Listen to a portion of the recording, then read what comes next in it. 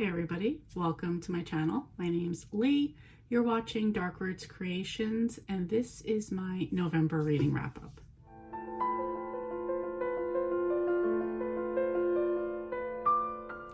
So happy December 1st. I can't believe it's here already because November flew by.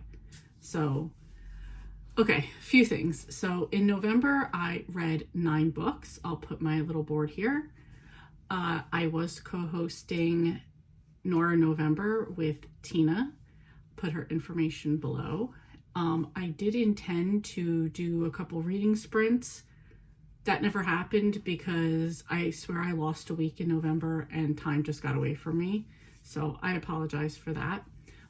I expected to read a lot more Nora books as well. That didn't happen either, but I did get a trilogy done. So it was kind of like the definite plans I had didn't happen, but the side plans I had did happen. Okay, so let's talk about the Nora Roberts trilogy I read first. This was the Lost Bride trilogy. There's obviously 3 books because it's a trilogy. The first one is The Inheritance. I'm going to read the Goodreads plot about it and then talk from there. So it says, graphic designer Tanya McTavish is stunned to learn that her late father had a twin he never knew about, and that her newly discovered uncle, Colin Poole, has left her almost everything he owned, including a majestic Victorian house on the Maine coast, which the will stipulates she must live in for at least 3 years. Her engagement recently broken, she sets off to find out why the boys were separated at birth and why it was all kept a secret until a genealogy website brought it to light. Trey, the young lawyer who greets her at the sprawling clifftop manor, notes Sonia's unease and acknowledges that yes, the place is haunted, but just a little. Sure enough, Sonia finds objects moved and music playing out of nowhere. She sees a painting by her father inexplicitly hanging in her deceased uncle's office, and a portrait of a woman named Astrid, whom the lawyer refers to as the first lost bride. It's becoming clear that Sonia has inherited far more than a house. She has inherited a centuries-old curse and a puzzle to be solved if there's any hope of breaking it. Okay, so that sets you up for like why we're here and the 2 main characters. So, just as it says, there's this centuries-old curse made by this woman on the brides of, why can't I think of what this is? Lost Bride Manor, that's what they call it. And yes, over these centuries, something has happened to all of the brides that have been in this house. Some women have escaped the curse because they didn't live in the house. It's definitely about the house. So Sonia decides that she's going to live here. She had, just like it said, her and her fiance had recently broken up. She's a graphic designer.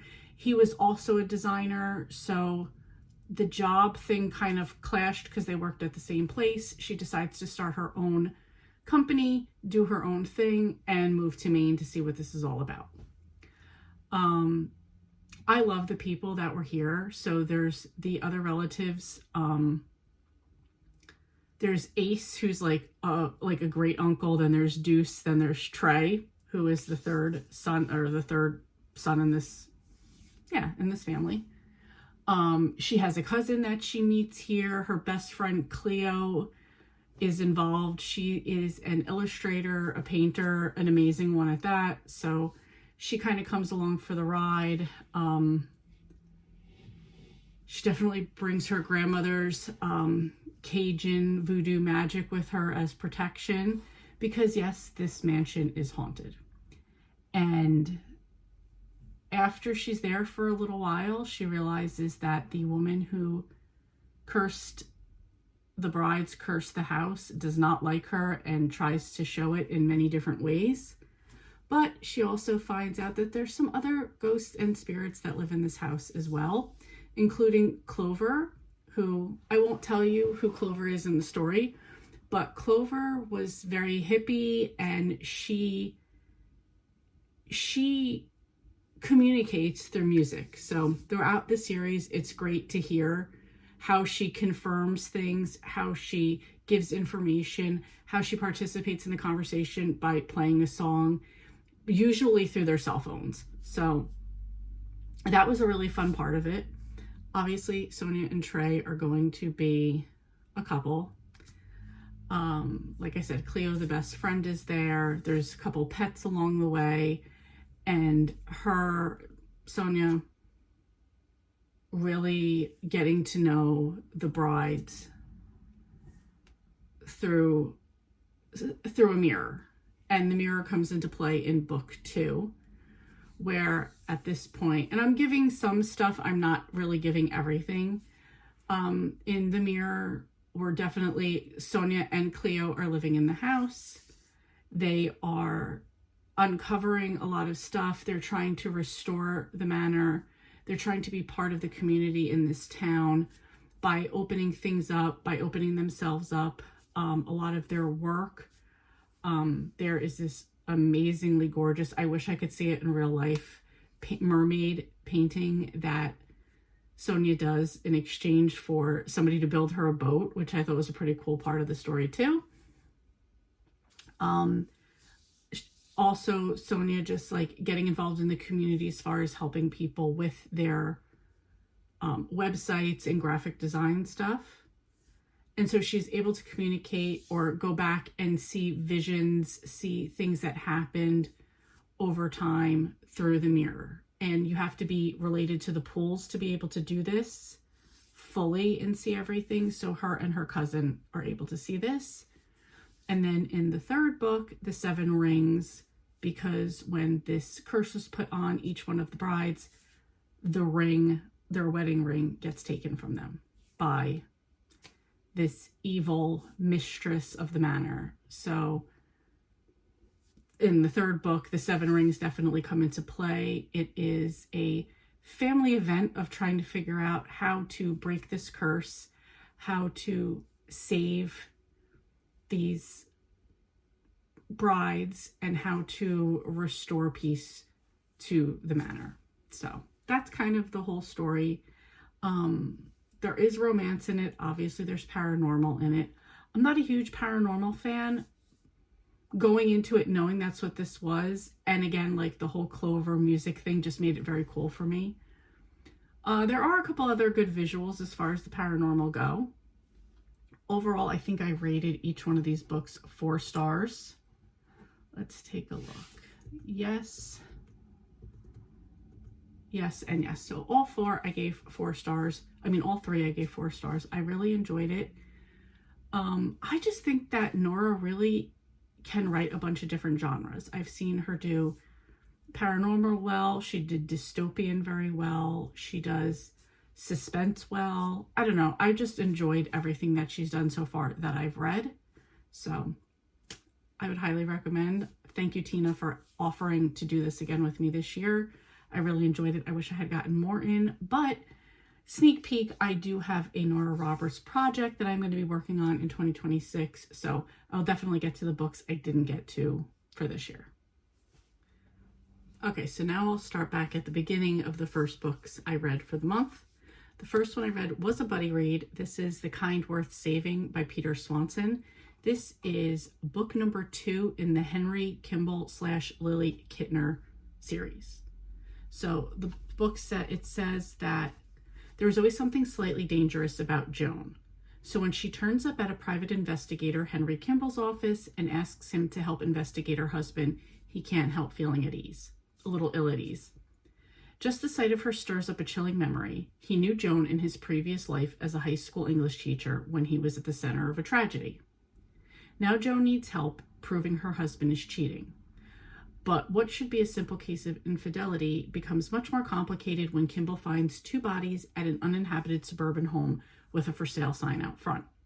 Suddenly, it feels like the past is repeating itself, and Henry must go back to one of the worst days of his life to uncover the truth.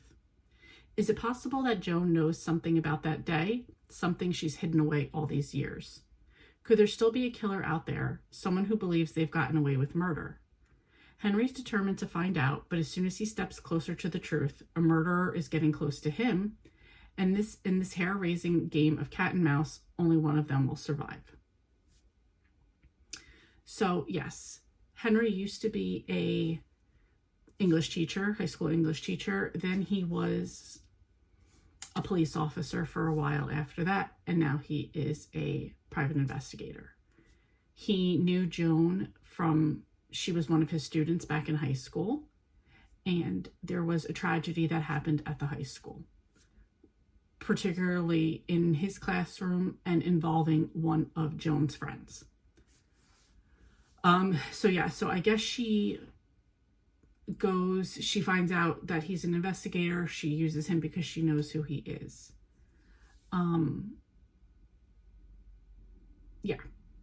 So while that's going on, Henry is going to enlist the help of Lily Kintner, I think is her name. Lily Kintner. And that's somebody that he knows from the past, working at with the police, and now as a private eye. So he's going to get her help. And we go back and forth in timelines between things that happened when Joan was young, and like the story of how we got to that tragedy. We have the current things going on now. And then we have, the hell's his name? Henry's thoughts of the past and slightly of the current. I will say you probably needed to read the first book, which I believe is The Kind Worth Killing, to kind of understand the relationship and a lot of things that aren't fully said in this one. So there's clearly the history between Lily and Henry that went on in the first book, situation that goes on in that book. I did not read that one, so I feel like I missed a lot and didn't get a lot of things because of that. As far as the current, this book, I just feel like it didn't hit. I feel like I wrote something in my review. I don't think I did, now that I'm looking. No. I don't know. This was missed for me. I only gave it 2.5 stars. And that's because it could have held my interest, but it didn't go anywhere. And then I was kind of lost because I didn't know what went on in the first book. Buddy read this. She rated it even lower than I did. So this was definitely a miss for me. But again, I'm going to put a lot of that on the fact that I really don't know what was going on from the first one. Not fully that, but I just didn't really. I've enjoyed all the other Peter Swanson books I've read, so this was just kind of like an isolated miss for me. Next is The Blonde Who Came In From the Cold by Allie Carter. This is the second book in the Blonde Identity. This is basically about a woman who joined the CIA. This is years later. She's now in a situation with a guy she knew back then. And for example, it says, 10 years ago, they joined the CIA. 6 years ago, he left the game. 5 years ago, they fell in love. 1 year ago, she ran out into the cold with absolutely no intention of ever coming back. And 2 minutes ago, they woke up bloody and bruised and handcuffed together in the dark. They don't know where they are. They don't know how they got there. And they have absolutely no idea who is after them or what this nameless, faceless villain wants. There's only 2 things that are clear. After 10 years of covers, chemistry, secrets, and lies, these 2 rival spies have been sucked together in their greatest mission yet, and now they're going to have to team up to stay alive if they don't kill each other first. That just sounded like a lot better to me than it was going to be. I expected, a lot more of that, like, enemies to lovers type of tension here. I feel like we didn't get that. I feel like we got a lot of previous angst in it. There's another part I don't really want to talk about too much. If you watched my Hustle Weekend, I did read this during that time, so I did kind of talk a little bit more about that. It just didn't have the hit that I was hoping for. It was good. It wasn't great, and I do love Allie Carter, so I was a little disappointed by that. I did give this one 3.5 stars. Okay, next, another book I read during the Hustle Weekend was Don't Let Him In by Lisa Jewell. And in this one, there's a woman named Nina whose husband dies. His old friend, Nick, sends a condolence and kind of starts talking to her. starts to like talk about the past with him, and she just starts to fall for him. He's very charismatic, he talks a good game, and she starts falling for him. Her adult daughter, Ash, kind of doesn't feel the same way about him. She kind of thinks it's a little bit shady. She definitely has questions about him, and she's just not feeling the same way that her mom does. So the second perspective of the book is a woman named Martha and her husband, Esther. He's a salesman, and then lately he's been traveling a lot more for business, and she does start to question things that are going on. She starts to confront him about it. He always has like proof of whatever he said or some like legitimacy behind it, even though he's now being away more and more. So then we go back to Ash's perspective, and she is doing some research, digging up some dirt on Nick. And as she finds out, there is definitely a collision between both women's perspectives and what's going on, because although Nick pretends to be the perfect man, everything about him is a lie. It goes into so much more of what goes on as far as that's concerned, and it was so good. I just feel like the stories and the web of lies that's being weaved was just really good. Would highly recommend it. I do, for the most part, enjoy Lisa Jewell books. I believe this caught me up on all of the books I've ever read, like all of her body of work. And I believe I gave this one 4 stars. So next book was Parents' Weekend by Alex Finley. And in this one, it's just that it's Parents' Weekend. There is this college in California where the college is having like a Parents' Weekend. Dinners, other activities are going to go on, and the parents were going to meet up with their kids for this first evening of dinner. But there are 5 kids that don't show up. Their parents had saw them earlier in the day, said, okay, we'll meet up with you later, and they don't show up. So at first it's just thought like, oh, maybe they were drunk. Maybe they were like pledging at a fraternity, because a couple of them do that. Maybe they got caught up in one of the hazings. So there's a few thoughts of that. One of the parents is a politician, and she has like this high security detail around her. Her son had previously been kidnapped when he was younger, so she is a bit worried about that because she always has threats around her. So they're kind of concerned about that a little bit. All of the kids are from like different backgrounds as far as like wealthy, this political background, average, that type of thing. So there is no like rhyme or reason to this in particular. There's also a concern by the school on this part because there had just been another recent tragedy on campus. So the school is a little bit worried about that, kind of like dealing with that at the same time, hoping that this isn't something similar or going to become like, you know, this series of things going on. So we're also going like different little timelines, seeing like a little bit of like the parent situation, some things from the past, what's currently going on as far as the kids, as far as the parents, that type of thing. And it's all being investigated by this, what was her name? I can't remember her name, but she's an FBI agent that's been in other Alex Finley books. So that was like a good, like, you already know how she investigates. If you've read other books by him, and I have, you know how she her like investigation style. And to me, that works. I do like her as part, I think her name's Sarah, as like part of an aspect of the story as well. I really, really enjoyed this one. I gave this one 4.5 stars.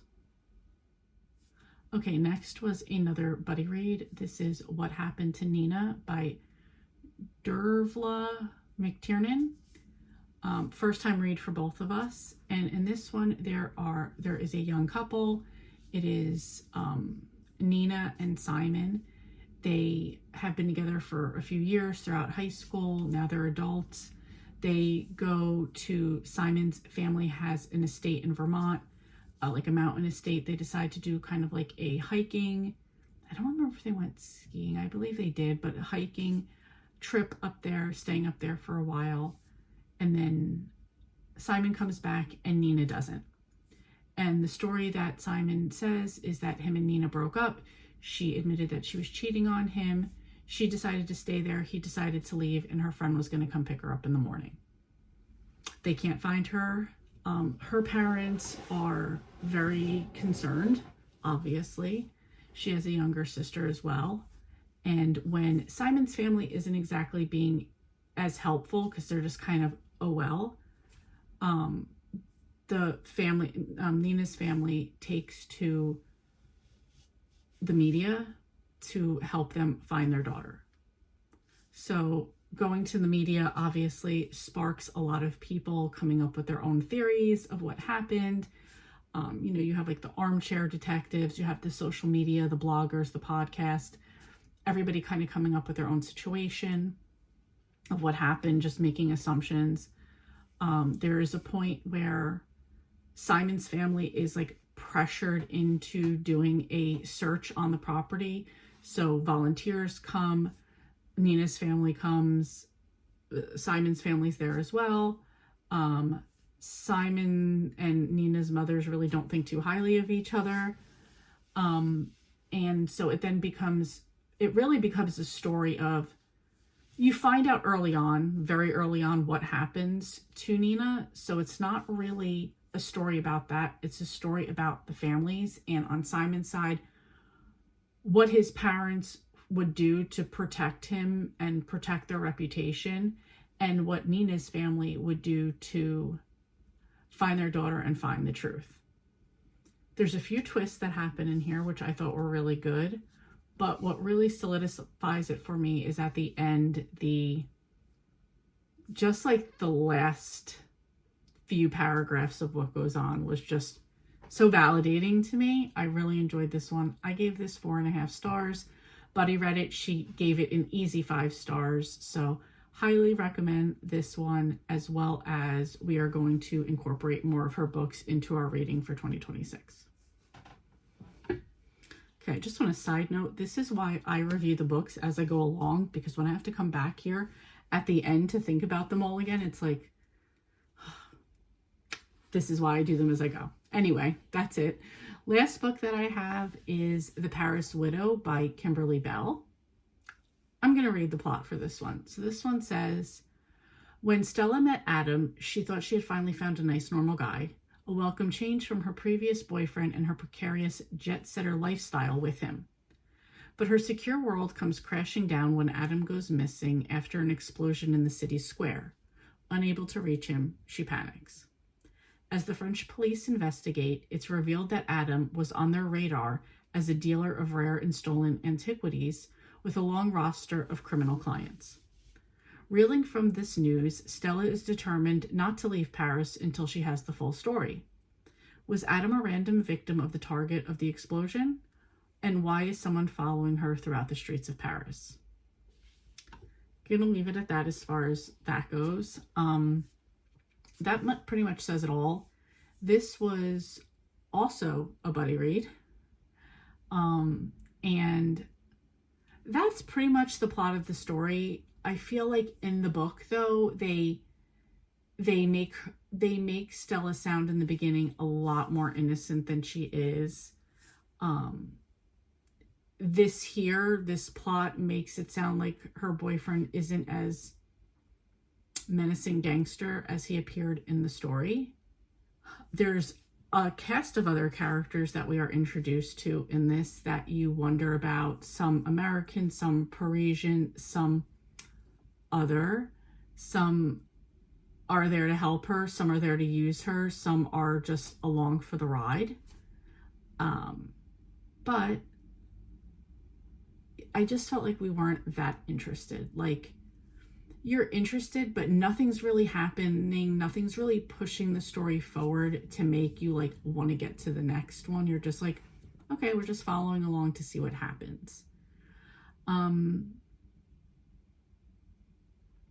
I will say, like A Friend in America is involved, and I'll just say I feel like it wrapped up a little too perfectly, and that's kind of a disappointment when, as the story's going along, something should have happened. Like, yeah, something should have happened.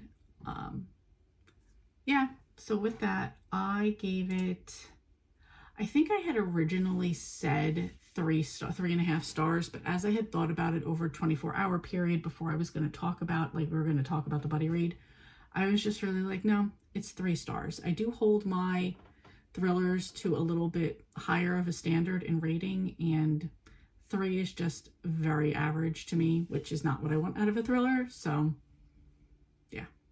However, I have enjoyed the other Kimberly Bell books I have read, so this isn't a give up. This is a give another chance type of situation. So anyway, that's what I finished and read in November. Let me know how you did. If you've read any of these, what you've thought of them, or what maybe your favorite or least favorite book of November was. Please let me know. I'm always interested in hearing that kind of stuff and what people thought about things, and then like looking up the book to see what it was about. So anyway, that's it. Thank you so much for watching, and I will see you next time. Hey, thank you so much for watching. Your support means a lot to me, and I love connecting with our amazing community. If you enjoy my content, please like and subscribe to stay updated with my latest videos. Thanks again, and I'll see you next time.